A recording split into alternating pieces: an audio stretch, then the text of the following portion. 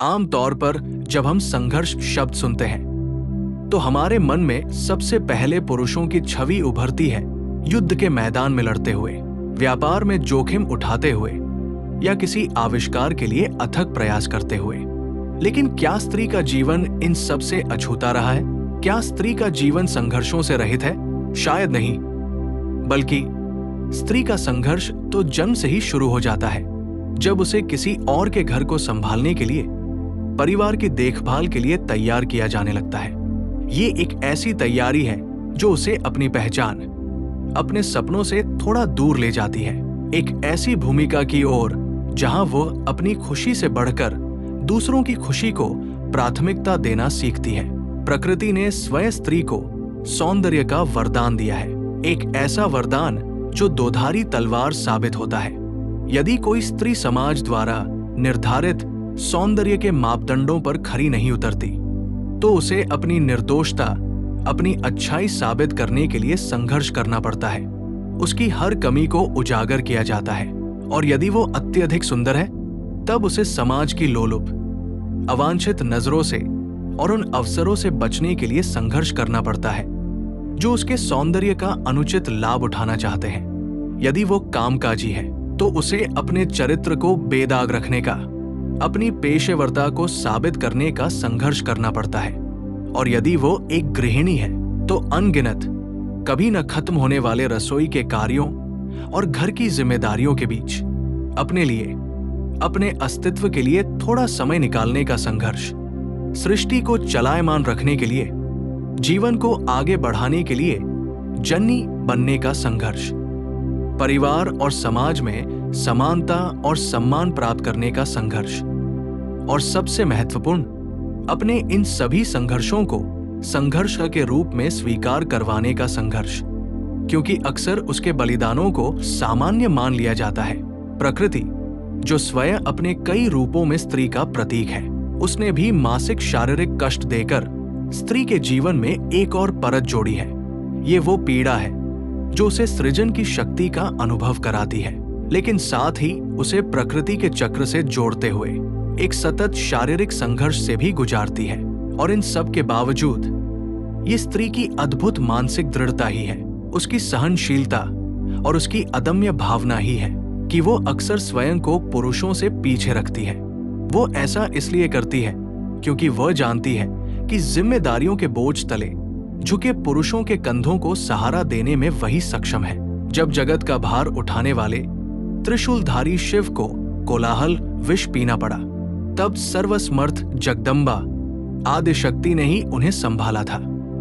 उन्होंने विष को कंठ में धारण किया, न कि अपने भीतर समाहित होने दिया।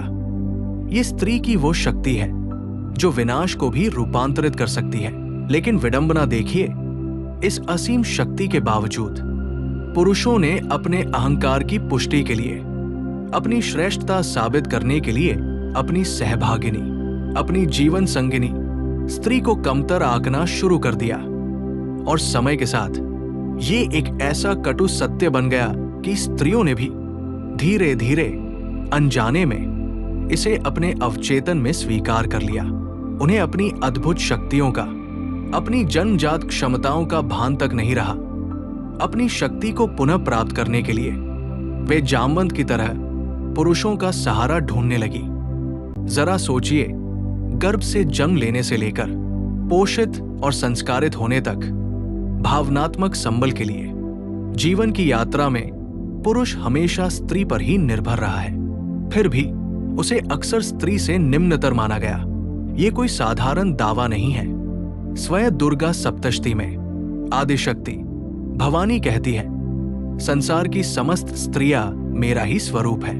फिर सृष्टि की आधारभूता शक्ति, उस शक्ति की क्षमताओं पर भला कौन संदेह कर सकता है? आज के बदलते समय में जब हम सशक्तिकरण की बात करते हैं, तो कहीं हम इसके अर्थ को गलत तो नहीं समझ रहे? हमारा संघर्ष केवल अपनी सुंदरता, अपने यौवन को बनाए रखने या चेहरे पर उभरे कुछ पिंपल्स को ठीक करने तक सीमित नहीं रहना चाहिए। हमारा वास्तविक संघर्ष तो अज्ञान, अभाव और अशक्तियों का नाश करने के लिए होना चाहिए। जैसे माता सरस्वती ने अज्ञान का नाश करके ज्ञान का प्रकाश फैलाया।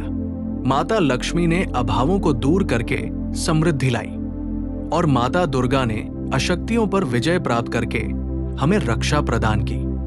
प्रकृति ने पुरुष और स्त्री के स्वभाव में भिन्नता दी है, तो फिर आधुनिकता के नाम पर अपने उन नैसर्गिक दैवीय गुणों का, अपनी पहचान का त्याग क्यों? सौंदर्य और करुणा की पर्याय स्त्री को अपने भीतर महाकाली सी कठोरता, अदम्य साहस और नेतृत्व क्षमता को जागृत करना चाहिए।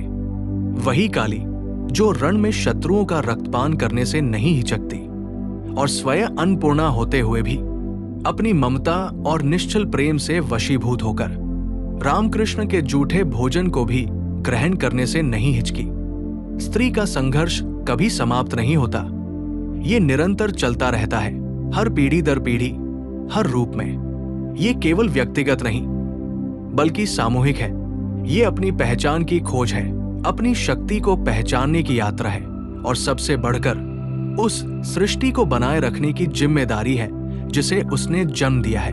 तो अगली बार जब हम संघर्ष की बात करें तो उस स्त्री को याद करें जिसने चुपचाप, अनवरत अपनी पूरी यात्रा में न केवल अपने अस्तित्व के लिए बल्कि पूरे संसार के लिए संघर्ष किया है। ये उसकी महागाथा है जिसे हमें समझना और सम्मान देना है।